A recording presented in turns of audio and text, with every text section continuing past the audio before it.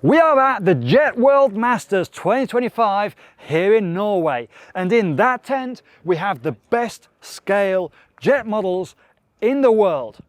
So we're going to start on this side because I want to finish on my favorite models, which are from the Taiwanese, and then there's something very special which is just starting, which we'll see at the end. So what have we got? Not only do we have the scale planes, we also have a show here for the first 2 days, Saturday and Sunday, which are the main reason why we're here as well. We're flying not in the World Championship, but for the display, for the air show that starts the competition. Now, first thing we see when we walk into the tent is Tron's absolutely massive Air World F-104 Starfighter. It's got a JetCat P550 inside, so that's 55 kilos of thrust. And if I don't remember wrong, this thing weighs around about 75 kilos. And it flies amazing despite being so absolutely monstrous and heavy. As with all of the models that Tron builds, the finish on them, I mean, everything is paint, but it looks like aluminium, brushed aluminium, a lot of work to get that level of finish. Moving over, we've got one of the planes that I'm flying this weekend, which is the Calf Diabolo. Never flown before, so we've got to set this one up, see how she flies, and hopefully get her working well for the weekend. Now, there's quite a lot of Starfighters here. This is the Air World one as well, only this one is a lot smaller. We say smaller in comparison to the massive one. Now, for the air show side, we've got a Rebel Max. There's quite a few Futuras here as well. This one, we've got some video already of doing some crazy low knife edge passes, which we'll put on screen now. And now we start with some scale models. Now here we've got the Swiss F5. This is the Air World version, even though it's painted in the same scheme on the top that I painted mine with, which with a little bit of luck, we'll be finishing this week and we'll be flying at the weekend. So soon, hopefully we'll have a new video on the channel as well. An F5 that looks like that on the top, except this time it's going to be mine. A beautiful airliner. Now, unfortunately, this one, which is Swiss, flies in formation in the show with the F5, which is also Swiss. And let's just say that on landing, they kind of met each other in the middle. So there's a little bit of damage on the F5 and a little bit of damage on the airliner, which is a real shame because as weird as it seemed, they did actually fly and look really good together. Slick. And now we're starting on the proper scale models. We'll try and not touch these ones as much as we do normally. But if you just look at the metallic finish on all the panels, it really does look like proper metal, aluminium, weathered, old. It's made to look old because the originals on which they're based are old. The canopy's open so we can see inside. We've got a full scale cockpit. As we go through here, we'll see some which have more details and less details. At the end of the day, the competition is done from, I believe it's about 2 meters distance. So the judges judge the plane on static from about 2 meters away. So it needs to be good, but it doesn't need to be absolutely perfect, although that is what everyone is aiming for. Now, on these models, we'll see a lot of unusual things that you don't tend to see on other normal models because basically we don't bother with them. But for scale models, we have all the extra little details that are often missed on semi-scale jets and props. Now here we've got Team UK. They're flying two Euro. They're not Eurosports, the car version. They're slightly smaller, but they're obviously replicating the Eurofighters. Unless I'm mistaken. Sorry? They're the T1 version, which is just a tad bit smaller, but also very scale. We've got all the air intakes. It looks like they've put in proper actual screws to get the scale details there. We've got all the intakes going into the plane, which you don't normally get in a standard one that you see from CARF. And again, if we look at the canopy, the cockpit, we've got a load of detail in there. Really nice models. And they've got two of them. We've got another F-104 Starfighter and the Fiat G61. Now, as well as the standard 15 kilo scale category and the 25 kilo, here we actually have the Supergiant scale as well. So we have much larger models than have been in many of the previous years of World Masters, even though they did have this, I think it was last year as well. But I mean, if you look at the size of the pilot, it gives you an idea of the scale. We've got PC-21, so turboprop. So not purely turbines, we've got turboprop here as well. We've got all the simulated explosive for the ejection seat. And one of my favorite models from many years ago, this one is the Hawker Hunter.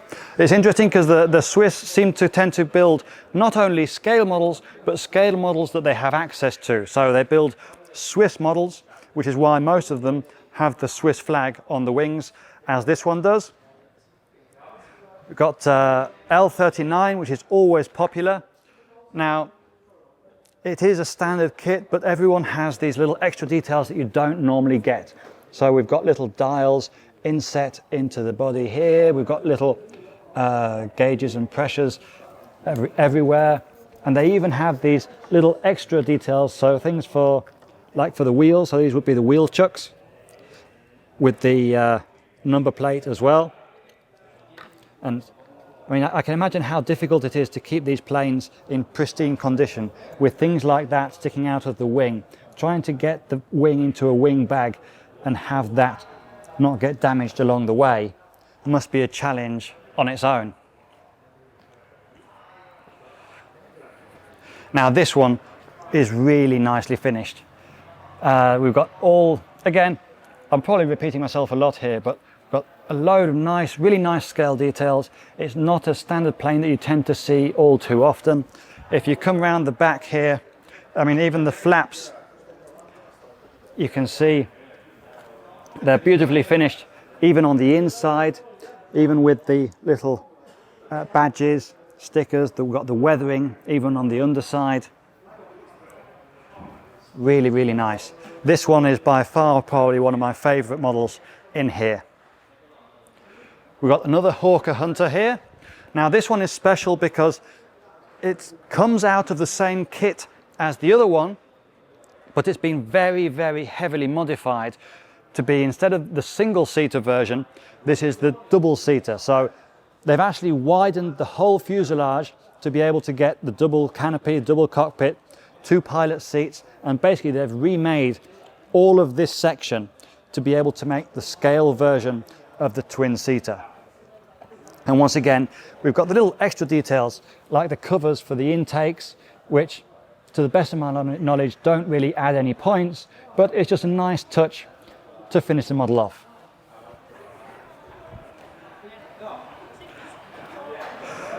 You guessed it, we've got another F-104 Starfighter.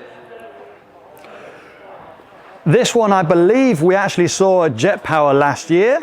This is the new XXL F-16, or we say new because it's the one that I flew probably about 7 or 8 years ago now, but Tomahawk have now taken the molds and they're making it, producing it with today's technology. So it's much lighter and it's a plane that flies amazingly well. We've got another Futura. This one though, we've got the vector system on the back, so it can do all the 3D crazy stuff. Another F-104 Starfighter. The funny thing is, I believe all of them, or if not all of them, most of them have been built by Trond. So he must really be able to build these with his eyes closed by now. Another one of my favorites from this weekend. This is the new Skymaster F-15. We saw this one at Jet Power last year. Not sure if it's the same kit that we saw or another one, but obviously it's absolutely massive. And once in the air, it has a real presence and it just looks right. It flies right and it seems to fly really nice as well. Takeoff is easy and the landing, it lands on the mains every time, nose up in the air. Credit to the pilot as well. He manages to do that every single time.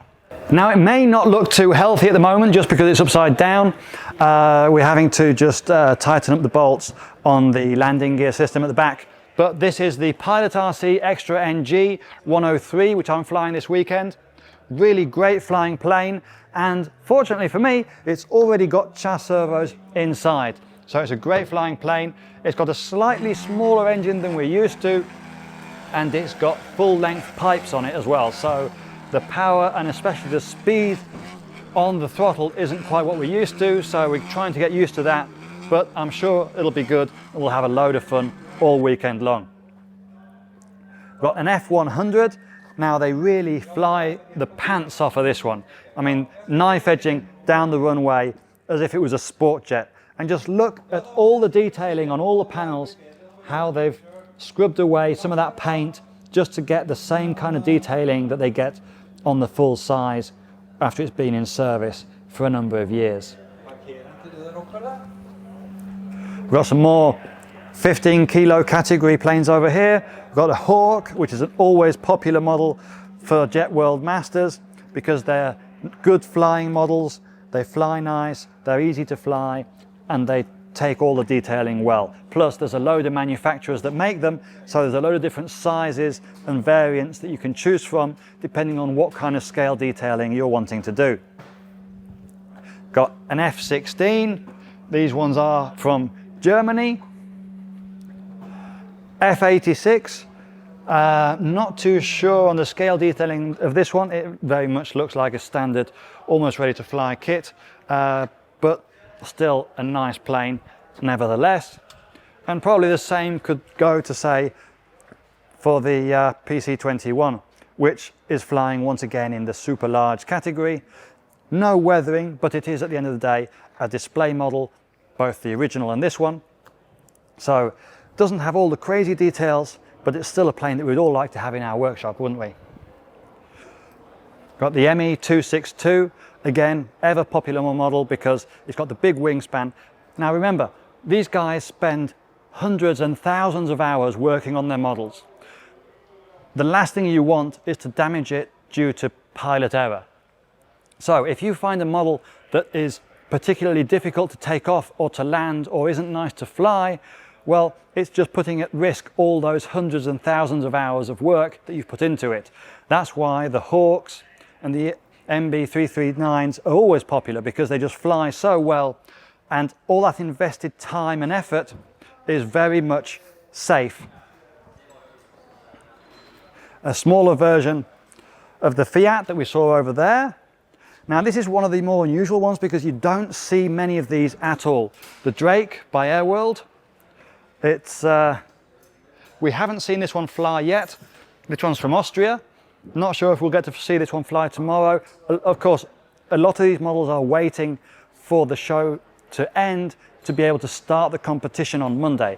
So some of the pilots here are willing to have a couple of test flights during the show, get used to the location, whereas others prefer to leave their models inside and wait for the competition to start on Monday. We've got Timo Wessel and his son flying the smaller versions of the MB339 from Horizon Hobby. They fly those together and they fly those really, really well.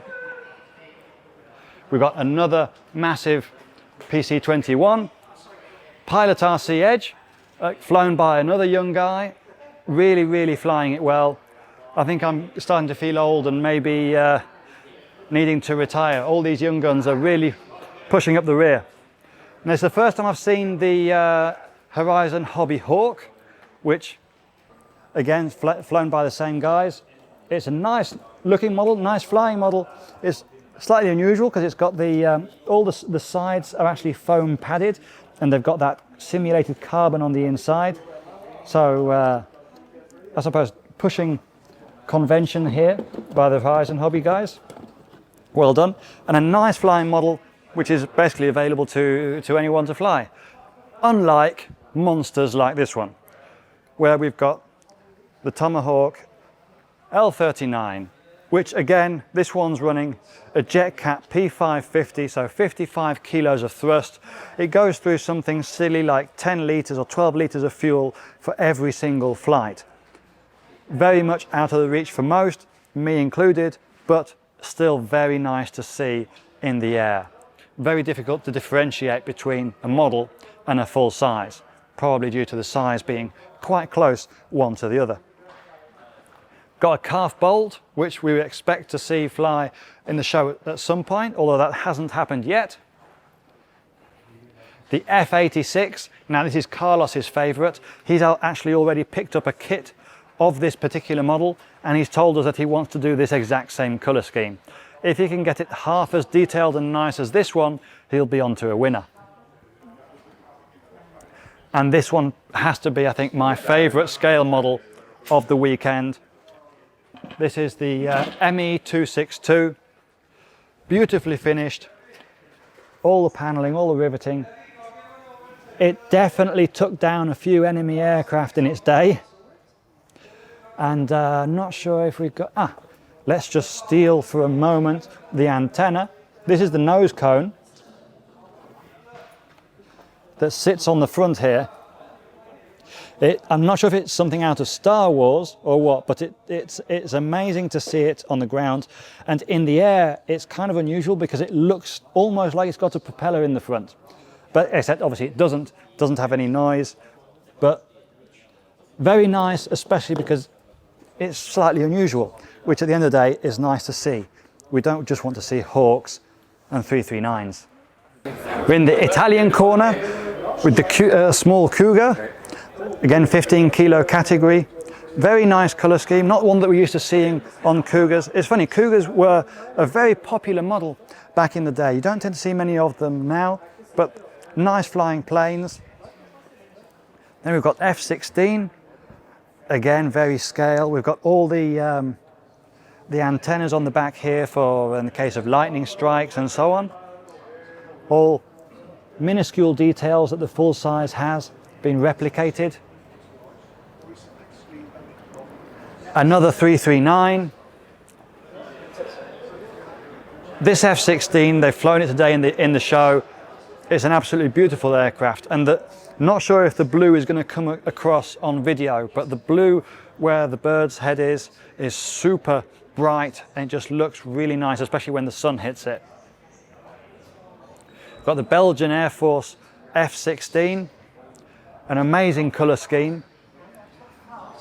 If we look at the cockpit in here, this one is really nicely detailed, as are most of them, but this one you can actually see up close. This is Mark Petrak's Futura, again, Vector. This has got a JetCat P350 in it, so it's an absolutely massive turbine, and with a bit of luck, I'm getting to fly it. So hopefully we'll get some video for you of that as well. We've got Thomas's Hawk. Now obviously Thomas is the owner of Tomahawk. It's, what can you say? Absolutely massive model. You could argue that it's easy to make scale details when you have a plane of this kind of size, but again, you have to put in all that work, all that effort, all that time, and you still have to take off, and it's up to the gods as to what happens next. Another F-16. This one was flown by one of the guys from the JetCat team, and they absolutely ripped. Awesome flight. And then one of the corners that I like the most, by quite a margin, is our friends from Taiwan. They've brought some very, very big heavy-duty boxes because they've brought some big heavy-duty airplanes. Surprisingly, most of them still run on air retracts, but we've got Harry Kai. He's flying the J-10. Awesome pilot, this time competing in the giant scale for the Jet World Masters. They've had a few issues with the air retracts, but I think they've got all that sorted now. They've got the J-20. Now this is a very unusual next generation fighter. it looks very, very unusual. Not too sure what we can say about the flight. In flight it looks okay, but it does also look kind of tippy and stally. It doesn't particularly like landing much, but they have admitted to only having about 3-4 flights on it. So hopefully once they get a few more flights on it, set up a little better, then they'll get it all the way. But we've got functioning slats on the leading edge. If we look at the rudders are actually fully mobile, just like the full size. So we don't have a fixed part as we usually do. So really pushing convention. Down here we've got a Carved Models F100, which has snuck into the Taiwan corner, which this one is flown absolutely spectacular. I mean, seeing this thing flying at knife edge, a meter off the deck at full power, is really quite something else. And the level of finish on it as well, even though I'm not sure, I don't think they're competing, they're just here for the show. It's absolutely amazing. Got P47. Now this one, they flew it last night with smoke, last thing in the day, and especially after landing with the Mocky radial on tick over and the smoke just puffing out the bottom of the exhaust on the tarmac when it was cold. Absolutely spectacular. And then we've got the Su-30, which is the Skymaster kit, which, I mean, okay, it's on a really, really big box, but the scale and size of this is amazing. But we have to love our Chinese or Taiwanese friends who come to a Jet World Masters scale. They bring an amazing scale model, massive effort. And then if you come around here, you can see that on a perfect scale model, they'll put the switch to the power box on the outside. Not to mention the antennas as well. The antennas, I'll give them a pass on. The switch, come on guys, you've got a removable nose cone. Put it in here. And that something special that we mentioned at the beginning of the video is this new project, which is an F-35, currently still in early development and prototypes. But the project is not only for, obviously, a very cool F-35, but one that could potentially actually have the vertical takeoff capabilities. The idea is they've left space here for a large EDF, which would be able to center the nose, basically. The whole center section is designed so that the turbine can go in the back with vector thrust, which would allow for the vertical side of things. And then on either side, there's also gaps that doesn't coincide with anything for the landing gear, which would allow for some smaller EDFs pushing air through out the side of the wings to control the stability this way.